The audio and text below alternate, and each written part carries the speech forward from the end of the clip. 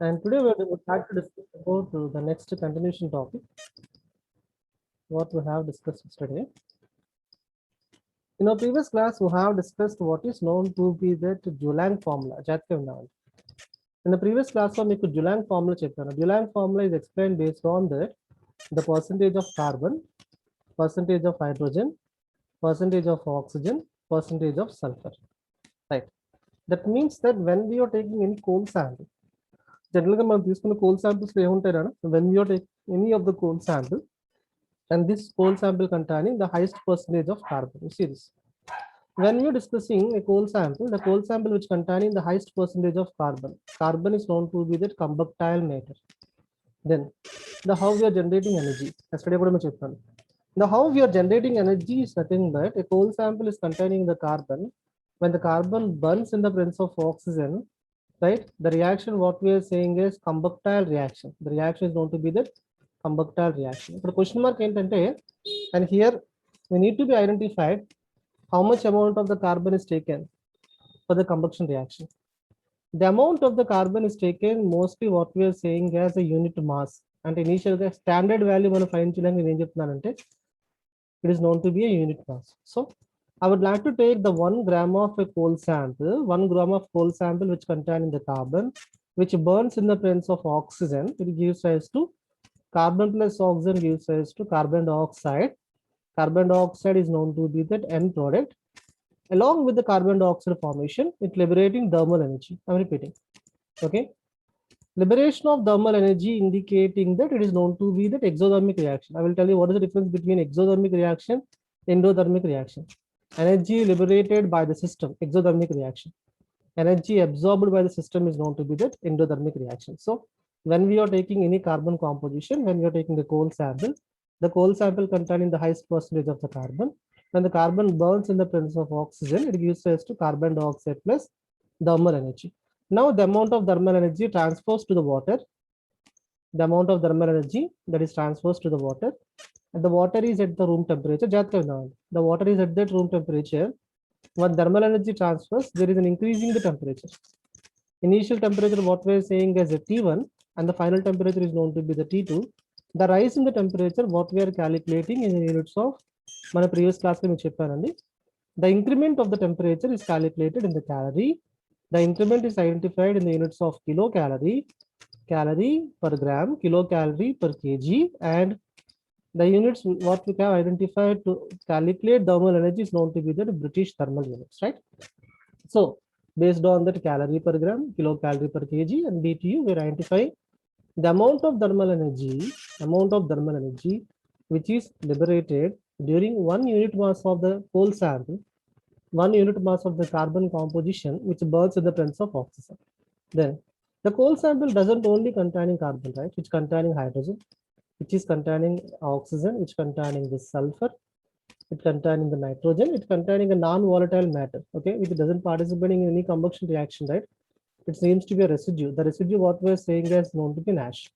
So when we are taking any of the combustible materials containing carbon, hydrogen, oxygen, sulfur, nitrogen, and as well as ash.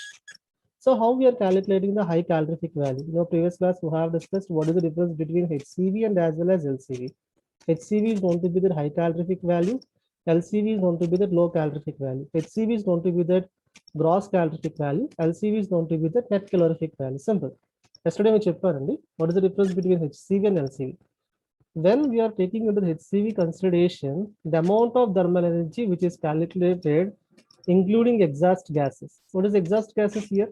Carbon gives rise to carbon dioxide, carbon monoxide. Hydrogen gives rise to H2O. Then sulfur gives rise to sulfur dioxide. Nitrogen gives rise to ammonia. So along with that exhaust gases, now we are calculating thermal energy. The thermal energy what we are saying as HCV. Then what is known to be LCV? The amount of thermal energy calculated when the exhaust gases are escaped from the combustion chamber. The amount of thermal energy where we are calculating when the exhaust gases are escaped from the combustion chamber. Then the formula will be like this: LCV is equals to HCV minus 0.09 into percentage of hydrogen into 587. 587 is nothing but latent heat of vaporization. I'm saying latent heat of steam. LHS, latent heat of steam, latent heat of vaporization. Then this value should be standard. So then how we are calculating the HCV and LCV value when we are burning a unit mass of the coal sample. Now, when we are burning a unit mass of the coal sample, we should know about the percentage of carbon is 80 here, hydrogen is 7, oxygen is 3, sulfur is equals to 3.5, nitrogen is equals to 2, and ash equals to 5%. And these values that might be differ based on that based on the ideal of the coal sample. Okay, the value that might be increases or decreases. If these values are increases indicating that we are taking an ideal coal sample. If the carbon value decreases, that what we are saying as a low grade coal sample. That means that coal samples of two classification. Number one, I'm saying as high grade coal sample. Number two is known to be the low grade coal sample. So based on that, the percentage of carbon, hydrogen, oxygen, sulfur, nitrogen, ash present in the coal sample, present in the combustible matter. Now we are determining HCV and LCV values of high thermal energy and the lower thermal energy, gross calorific value and the lower calorific value using the following formula. The formulas what we are saying as a Dulong formula. The formulas what is Dulong formula.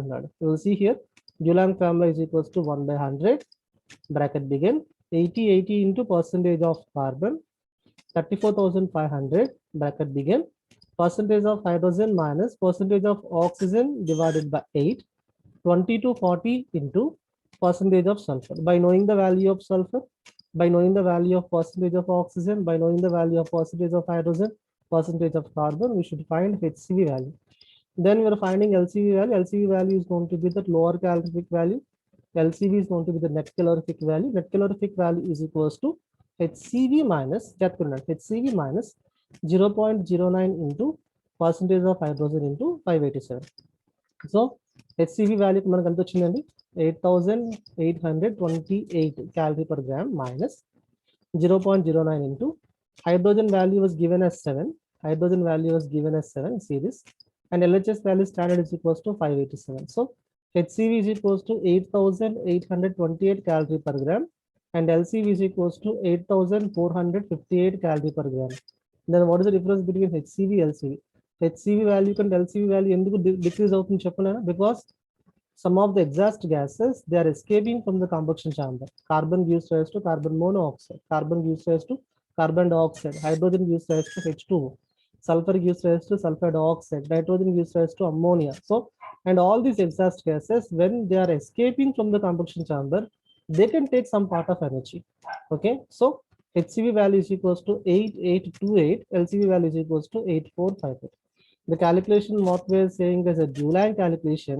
Dulong calculation is nothing but, I'm repeating, Dulong calculations are nothing but Dulong calculations are identified based on that the percentage of carbon, hydrogen, oxygen, sulfur, and a non-volatile matter like ash that might be present in the any of the combustible matter of a coal sample.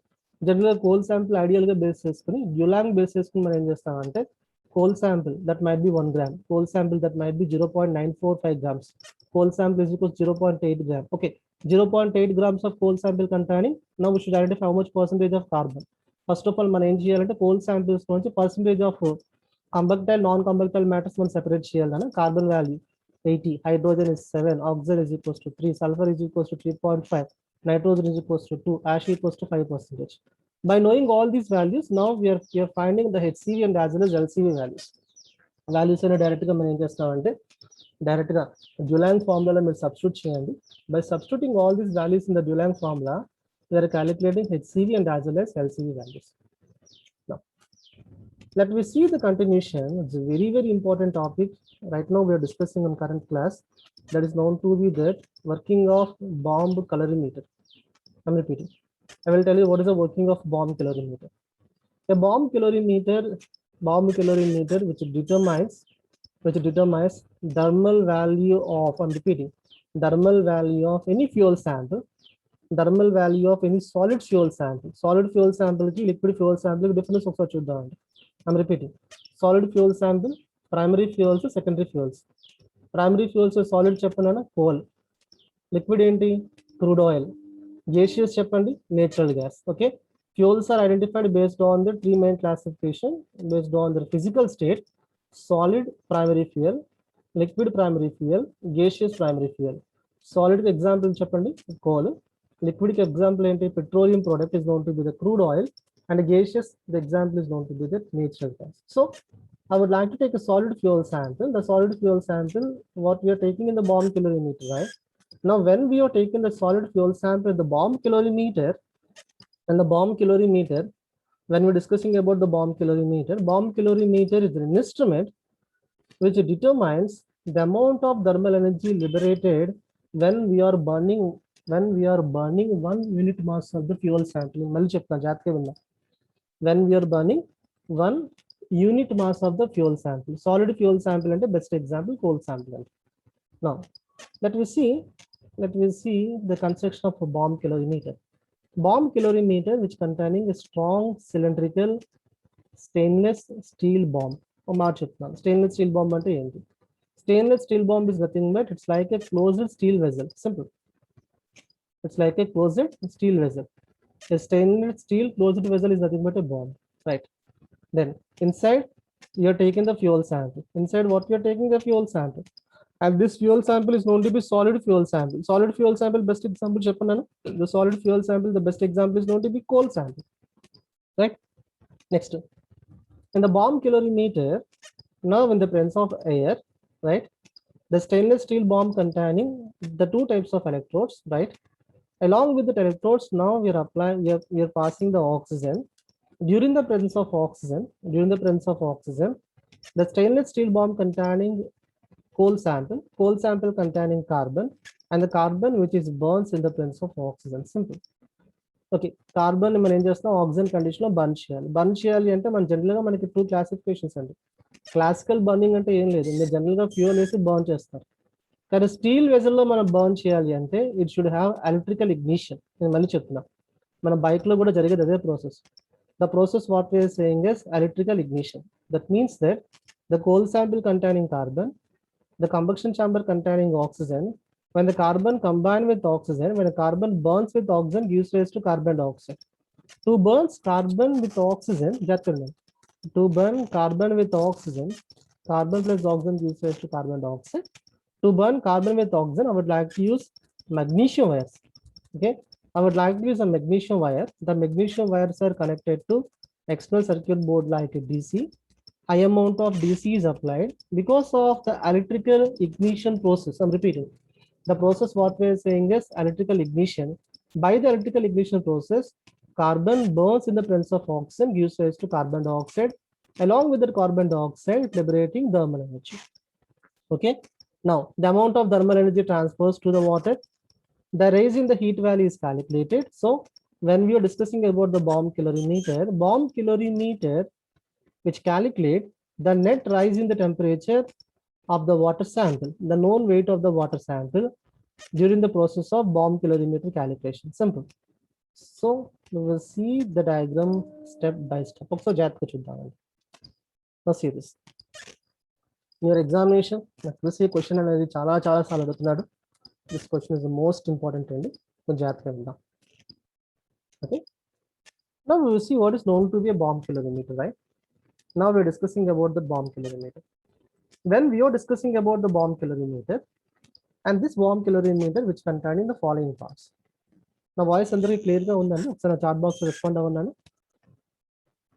Max అందరూ respond అవ్వండి chat box లో. నా voice clear గా ఉందా?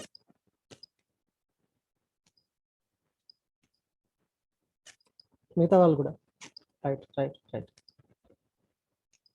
జాగ్రత్త concept. Now see this. Let me tell you what is known to be a steel bomb here. You see this. It is known to be a steel bomb. The word steel bomb is nothing but a closed steel vessel. A closed steel vessel is known to be a steel bomb, right? A closed steel vessel is known to be a steel bomb. You see this. It is known to be a steel bomb. Number 1. Number 2. And this steel bomb containing silica crucible. What is known to be silica crucible? Silica is known to be semiconducting material, right?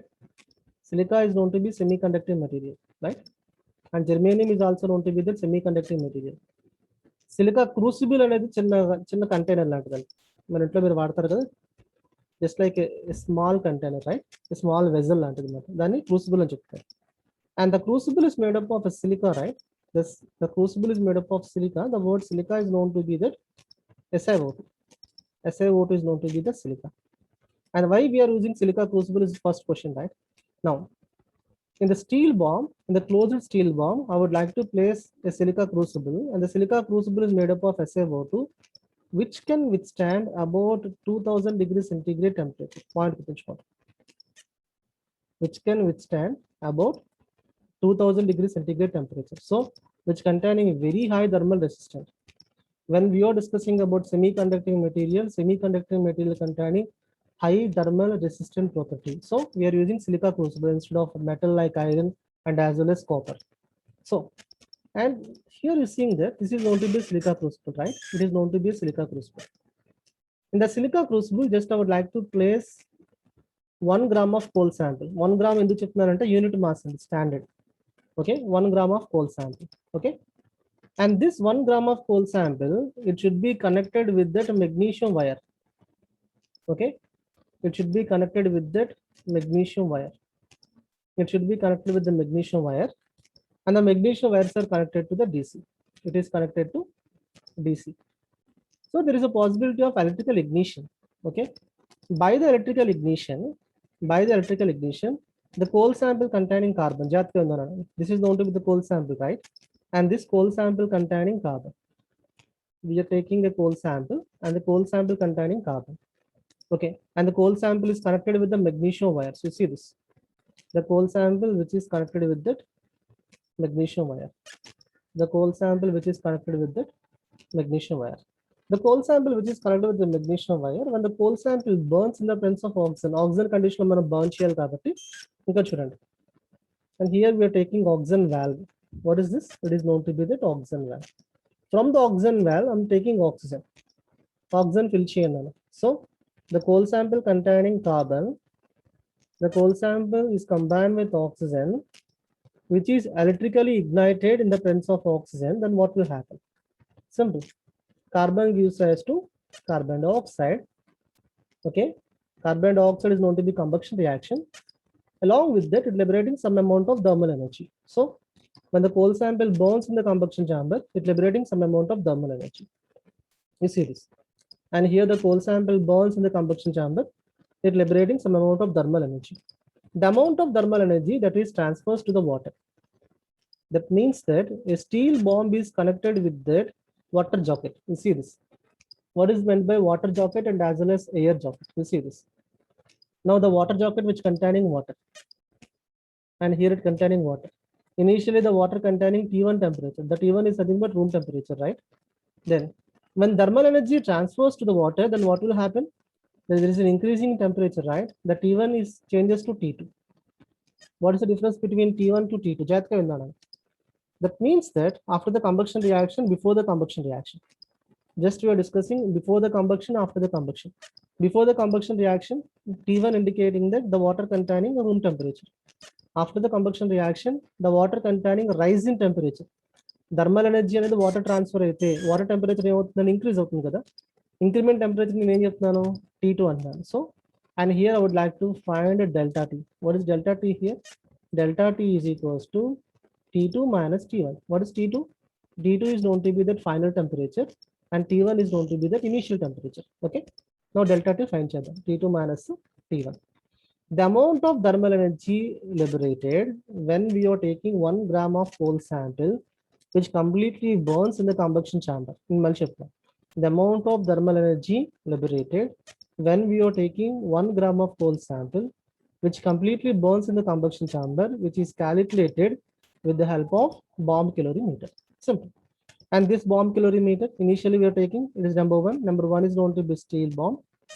Number 2 is known to be that it's containing a water. Water is present in the water jacket. Air loss should be prevented with the help of air jacket.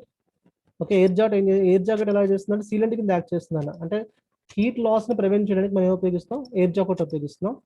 Then water is present in the copper calorimeter. Okay, water temperature మనం standard గా maintain చేయడానికి మీరు ఏం ఉపయోగిస్తున్నారు, copper calorimeter ఉపయోగిస్తున్నారు. Temperature identify చేయడానికి మీరు ఏం వాడుతున్నాను, బెక్మన్ థర్మామీటర్ వాడతారు. జాగ్రత్తగా చూడండి.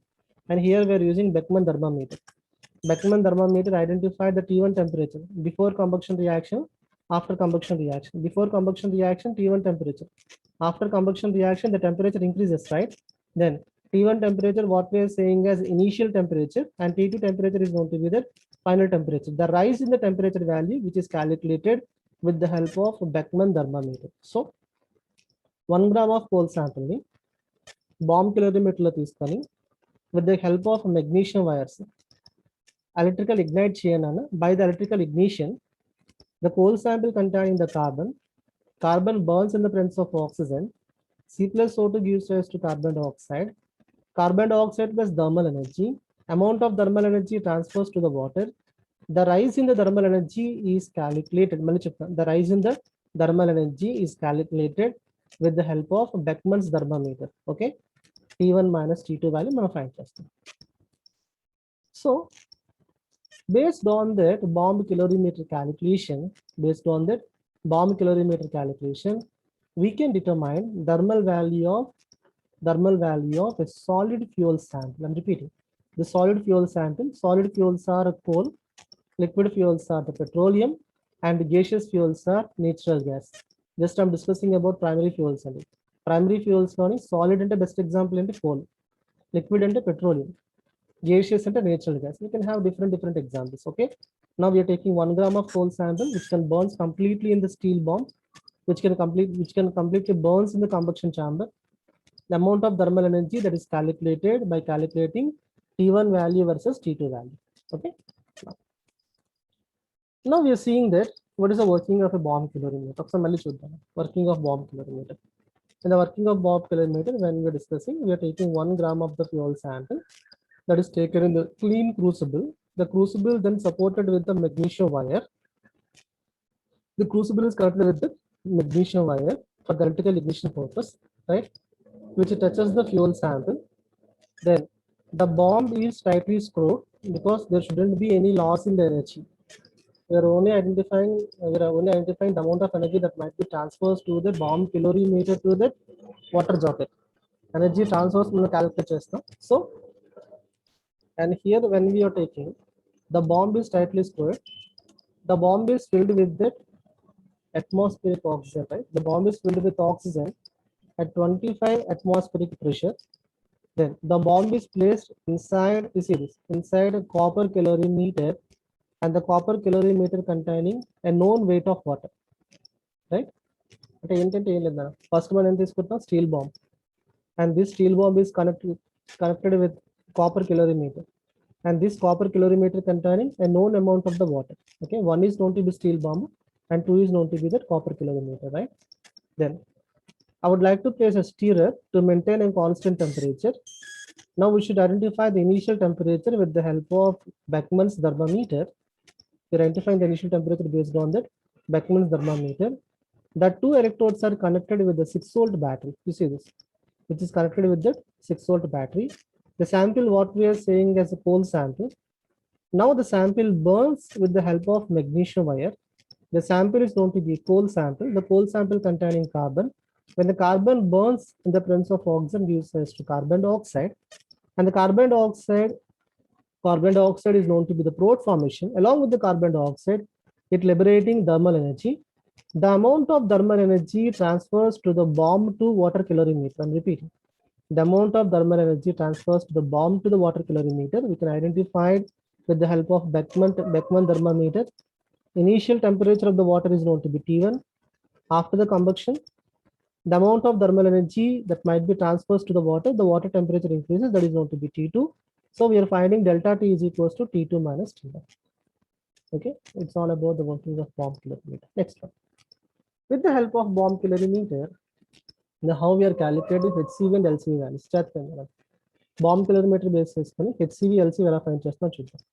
This is the formula, right? L is equals to capital W plus small w into T2 minus T1 by X. I'm repeating. What is known to be capital W? And here, capital W and the small w, when we are discussing, capital W is known to be the mass of the water in the calorimeter. Mass of the water in the calorimeter. Then what is known to be small w? Small w is known to be the weight of the apparatus. Weight of the apparatus means the which containing stirrer, which containing calorimeter, which containing equivalent weight of the water. So capital W is known to be that water weight. Small w is known to be that apparatus weight. Then what is known to be T1 here? T1 is known to be that initial temperature of the water in the calorimeter before combustion. What is known to be T2 here? The final temperature of the water in the calorimeter after the combustion. Okay. Now, thermal energy అనేది మనకి వాటర్లో transfer అయింది అనుకోండి, కంబక్షన్ chamber నుంచి ఎనర్జీని మీరు water transfer చేస్తున్నారు, temperature ఏమవుతుంది, ఇంక్రీజ్ అవుతుంది. Then what we are saying is L is known to be high calorific value. So higher calorific value can be calculated. L is equals to capital W, weight of the water, small w, weight of the apparatus, T2, final temperature, T1, initial temperature, divided by X. X equals to weight of the coal sample. ఇక్కడ మనం weight of the coal sample ఎంత తీసుకుంటున్నాం, 1 gram తీసుకుంటున్నాం. Now and finally we are getting a value. The value what we are saying is L value. L value is known to be that high calorific value. Okay, high calorific value with the help of bomb calorimeter is calculated like this. High calorific value is equals to capital W plus small w, T2 minus T1, capital W plus small w, T2 minus T1 divided by X in the grams. Okay. Next, then how we are calculating LCV values? LCV values ఎలా calculate చేద్దాం. Now I would like to calculate HCV LCV values. ఒకసారి formula problem చూద్దాం. నేను problem చూసిన తర్వాత మన session close చేద్దాం. You see this. A bomb calorimeter whose containing the water equivalent weight ఎంత 144. So when we are discussing about the small w value is equals to 144, which is filled with that 1458 grams of water. Capital W value is equals to 1458. Okay, 0.945 grams of coal sample was burnt. That means that the weight of the coal sample is equals to 0.945 grams. Then the temperature of water raised by 5.95. Temperature rising which delta T is equals to T2 minus T1 is equals to rise in the temperature value is equals to 5.95. మళ్ళీ చెప్తున్నాను, capital W value is equals to 1458. Weight of the water 1458. Water equivalent weight and apparatus weight 144 grams. Delta T is equals to 5.95 degrees, and X is equals to weight of the coal sample is equals to 0.945 grams. Now we are finding HCV values. Capital W plus small w, T2 minus T1 divided by X. The value is equals to, you see this, 10.0867 kilocalorie per kg, or 10,000, I'm repeating, 10,086.7 calorie per gram. LCV find channel. LCV is equals to HCV minus 0.09 into percentage of hydrogen into 587. HCV value minus 0.09 into hydrogen percentage prepared and the 7 into LHS value and the 587 standard. HCV minus 0.09 into 7 into 587, and finally the value will be 9,000. See here, 9,716.89 calorie per gram. Now based on that, the values given like capital W, small w, delta T value, and the weight of the coal sample. Now we should find the HCV values of the given coal sample and the LCV values of given coal sample. HCV is going to be the high calorific value and LCV is going to be the lower calorific value. So bomb calorimeter is used to determine thermal value of solid fuel sample. I'm repeating. Bomb calorimeter is used to